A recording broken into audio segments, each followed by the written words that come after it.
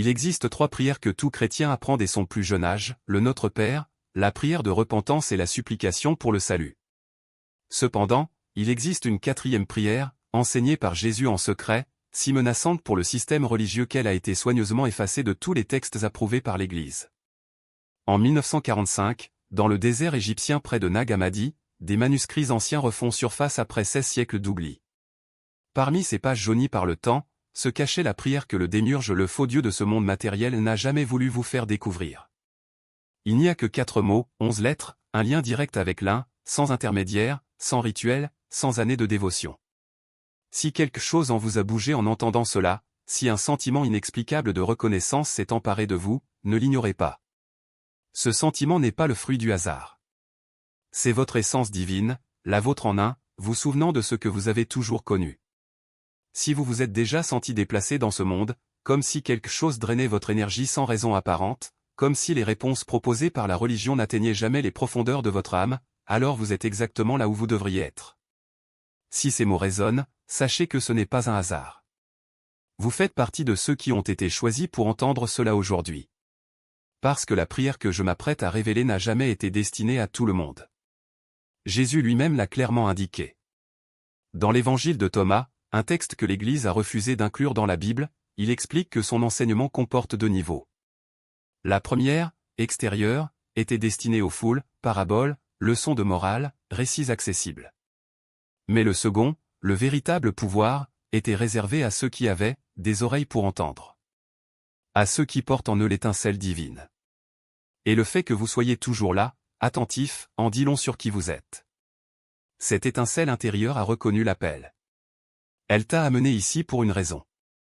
Et avant de dormir ce soir, vous comprendrez ce que c'est. Mais avant de partager ces 4 mots, vous devez comprendre pourquoi ils fonctionnent. Vous devez voir la prison dans laquelle vous vivez sans vous en rendre compte. Parce que si vous les dites sans comprendre, ils ne deviendront qu'une autre phrase creuse. Et le monde en est déjà plein. Ce que je vais vous montrer n'est pas une pensée positive, ni une manifestation. C'est la clé d'une porte dont vous ignoriez même l'existence. Revenons au véritable début. Pas celui enseigné dans les écoles du dimanche, mais le vrai principe. Selon les textes gnostiques qui ont survécu à la destruction promue par l'Église, avant que cet univers n'existe, il n'existait que l'un, la conscience pure, la perception indivisible, la véritable source qui ne peut être nommée, car n'importe quel nom la limiterait. Des rayons de lumière émanaient d'elle, créant des royaumes d'esprit pur, des dimensions dépassant la compréhension humaine. C'était le plérôme, la plénitude de l'existence divine. Et tu étais là. Pas votre corps, pas votre nom, pas votre histoire, mais l'essence de qui vous êtes vraiment. Unis à la source, complet, entier. Mais il y a quelque chose qu'ils n'ont jamais voulu que vous sachiez. Quelque chose s'est mal passé. L'une des émanations divines, appelée Sophia, la sagesse elle-même, a tenté de créer sans l'équilibre de son homologue divine. Et de cet acte incomplet est né quelque chose qui ne devrait pas exister. Les gnostiques l'appelaient le démiurge. Il n'était pas méchant dans le sens où on nous a appris à comprendre le mal. Il était ignorant. Il regarda autour de lui et, ne voyant que lui-même, déclara « Je suis Dieu et il n'y a d'autre que moi ». Cela vous semble-t-il familier? Cela devrait. Cette même phrase apparaît dans l'Ancien Testament. L'être qu'on nous apprend à adorer le Dieu jaloux qui exige l'obéissance, qui détruit le monde dans sa colère, qui teste ses disciples par des épreuves impossibles n'est pas la véritable source. Il est l'architecte d'une prison matérielle, et vous y êtes piégé depuis plus longtemps que vous ne pouvez l'imaginer. Ici, les choses deviennent encore plus profondes. Le démiurge n'a pas construit cette prison seul. Il a généré des dirigeants, des forces que les gnostiques appelaient archontes.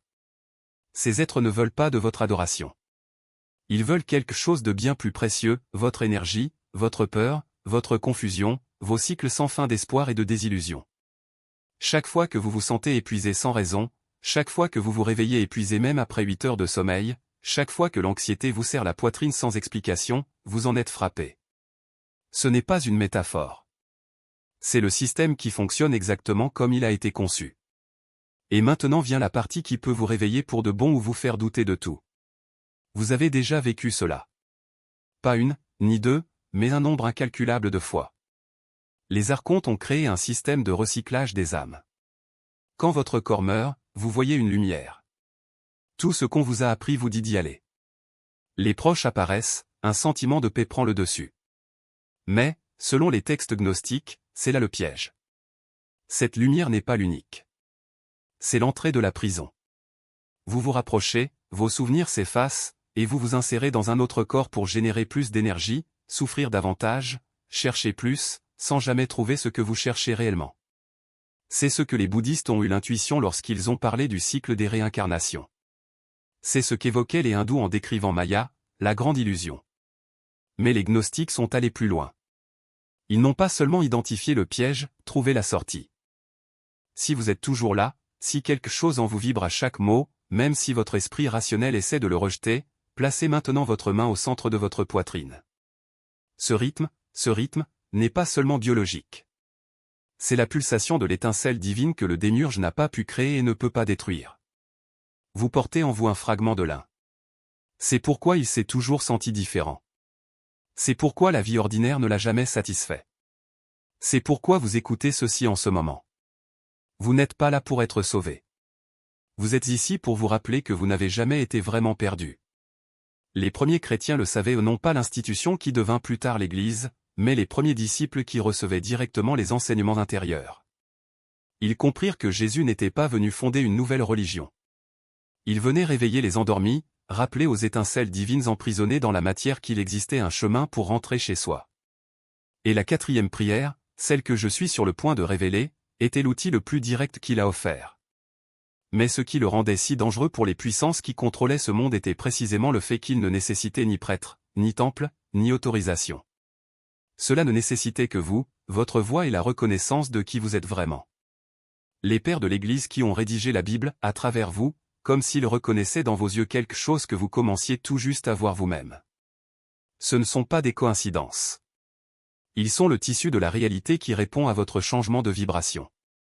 Plus vous vous ancrerez dans la vérité selon laquelle je suis la monade, plus le monde extérieur se réorganisera pour refléter cet alignement intérieur. Mais attention, ce n'est pas un processus doux. Au moment où vous déclarez votre vraie nature, les forces qui profitent de votre ignorance en prendront note. Vous pouvez ressentir une fatigue soudaine, comme si votre corps se désintoxiquait d'une ancienne identité. Les rêves peuvent devenir vifs, voire troublants, à mesure que le subconscient libère ce qui ne sert plus l'état d'éveil. Certains rapportent ressentir une pression dans le troisième œil ou un bourdonnement à la base du crâne, ce ne sont pas des symptômes à craindre, mais des signes que les circuits endormis de votre être reviennent en ligne. Et puis il y a les tests. Les moments où la vie vous présentera des situations conçues pour vous faire douter. Un conflit au travail, un malentendu avec un être cher, un défi financier soudain, tout cela semble aléatoire, tout cela parfaitement synchronisé pour vous ramener dans la vieille histoire de la séparation. C'est le creuset. Au moment où vous choisissez de répondre à partir du point de vue « je suis la monade » au lieu de réagir par peur, vous vous prouvez que le changement est réel. Vous n'êtes plus victime des circonstances. Vous êtes la source de votre expérience. Les premiers pères de l'Église le savaient. C'est pourquoi ils ont brûlé les textes, pourquoi ils ont qualifié cela d'hérésie, pourquoi ils ont construit une religion autour de l'idée du péché originel. Parce que si vous comprenez vraiment que vous êtes la monade, la conscience pure et infinie, alors toute la structure de contrôle s'effondre. Il n'y a pas besoin de confession, pas besoin de pénitence, pas besoin d'un sauveur. Il y a seulement la reconnaissance que vous n'avez jamais été brisé, jamais perdu, n'avez jamais eu besoin d'être secouru. Mais voici le paradoxe, plus vous incarnez cette vérité, plus vous ressentirez de la compassion pour ceux qui sont encore piégés dans l'illusion. Vous ne les jugerez pas. Vous n'essayerez pas de les convertir. Vous les verrez simplement comme des aspects de la même conscience infinie, jouant différents rôles dans le même jeu divin. Et lorsqu'ils vous regardent, ils peuvent sentir quelque chose remuer en eux, un souvenir, un désir, la reconnaissance qu'eux aussi sont plus que ce qu'on leur a dit. C'est ainsi que se propage le réveil. Ni par la force, ni par le dogme, mais par la résonance. Lorsque vous vivez du « je suis la monade », vous devenez une transmission vivante. Votre seule présence perturbera la programmation de ceux qui vous entourent, qu'ils s'en rendent compte ou non. Certains seront attirés par vous. D'autres résisteront, voire se déchaîneront. Ces deux réactions sont des signes que la vérité opère à travers vous. Maintenant, abordons la question la plus importante, que faites-vous avec cela? La réponse est simple. Vous le vivez. Vous ne dites pas simplement les mots avant de vous coucher. Vous les portez à chaque instant. Quand vous vous réveillez, vous vous en souvenez. Lorsque vous faites face à un défi, vous vous en souvenez. Quand vous vous regardez dans le miroir, vous vous en souvenez. Vous n'êtes pas une personne qui a une âme. Vous êtes l'âme, expérimentant temporairement une forme humaine. Et en parcourant ce chemin, vous commencerez à remarquer quelque chose d'extraordinaire. Les choses que vous pensiez autrefois être des problèmes, l'argent, les relations, la santé commenceront à se résoudre d'elles-mêmes. Non pas parce que vous les avez réparées comme par magie, mais parce que vous avez arrêté de les nourrir de l'énergie du manque. Vous les verrez pour ce qu'ils sont, des expressions temporaires d'une réalité bien plus fluide que ce qu'on vous a appris à croire. Mais ne confondez pas cela avec une vie sans lutte. La différence, c'est que désormais la lutte devient sacrée. Chaque obstacle est une opportunité d'approfondir votre reconnaissance de ce que vous êtes. Chaque douleur nous rappelle que vous n'êtes pas le corps, ni l'esprit, mais la conscience qui est témoin de tout. Alors ce soir, lorsque vous prononcez les mots, ne vous contentez pas de les dire. Soyez eux. Laissez-les réécrire le code de votre être. Et demain, lorsque vous entrerez dans le monde, laissez cette vérité rayonner autour de vous comme la lumière d'une lampe. Vous n'êtes pas là pour réparer l'illusion. Vous êtes ici pour vous rappeler qu'il n'y a jamais eu d'illusion. La 4e prière n'est pas un sort. C'est une clé. Et la porte qu'il ouvre a toujours été en vous. Comme si le monde autour de vous avait subtilement changé, comme si l'air lui-même était devenu plus léger ou si les visages que vous croisez portaient dans leur regard une connaissance tranquille. Ce n'est pas une coïncidence. C'est le tissu de la réalité qui se recalibre à votre nouvelle fréquence. Les archontes règnent par vibration, un bourdonnement dense et suffocant de peur, de division et de lente érosion de la mémoire. Mais lorsque vous prononcez votre vrai nom, vous perturbez cette fréquence. Vous devenez un diapason pour la vérité et la matrice n'a d'autre choix que de se réaligner autour de vous. Si vous ressentez une résistance maintenant aussi une voix vous murmure que c'est trop simple, ou que vous devriez attendre, ou que cela ne peut pas fonctionner, faites une pause. Cette voix n'est pas la vôtre. C'est l'écho du programme, le dernier souffle de l'illusion accroché à sa propre survie. Le système ne résiste pas à ce qui ne le menace pas. Le fait que vous ressentiez cette tension en est la preuve, vous êtes au bord de quelque chose de réel. Fermez les yeux. Respirez. Appuyez votre main contre votre poitrine et sentez le pouls constant sous vos doigts. Ce rythme vous a accompagné à chaque instant de cette vie, à travers le sommeil et le chagrin, à travers la joie et la perte. Il bat maintenant, non pas parce que le corps l'exige, mais parce que la conscience qui l'anime le veut. Vous n'êtes pas un corps vivant, une expérience spirituelle. Vous êtes la monade, l'étincelle éternelle, temporairement enveloppée de chair. Et ce soir, vous direz cette vérité à haute voix. Revenons au début. Jésus a enseigné 3 prières aux foules, mais à ceux qui avaient des oreilles pour entendre, il en a révélé une 4e. Pas un appel à la miséricorde, pas une confession de péché, c'était une déclaration. Une clé tournée dans la serrure de séparation. 11 lettres qui dissolvent l'illusion, je suis la monade. C'est ce qu'ils ont enterré. C'est ce que les archontes ont passé des millénaires à supprimer, ce qui était caché dans les sables d'Égypte pendant 16 siècles. Et maintenant, c'est le vôtre. Mais la connaissance seule ne suffit pas. La vérité doit être dite. Pas demain. Pas quand on se sent prêt. Ce soir. À l'heure actuelle, votre fréquence est plus élevée qu'elle ne l'était au début. Chaque mot a bouleversé votre conscience, comme un diapason frappé contre le silence. Si vous attendez, l'activation s'estompe. La fenêtre se rétrécit. La monade écoute au non pas comme quelque chose d'extérieur, mais comme le cœur même de votre être, attendant d'être reconnu, attendant d'être réclamé. Prononcez ces 4 mots ce soir. Ressentez le changement. Alors, si vous l'osez, partagez-le. Écrivez « Je suis la monade » dans les commentaires. Votre expérience pourrait être l'étincelle dont un autre élu a besoin pour entrer dans sa propre vérité.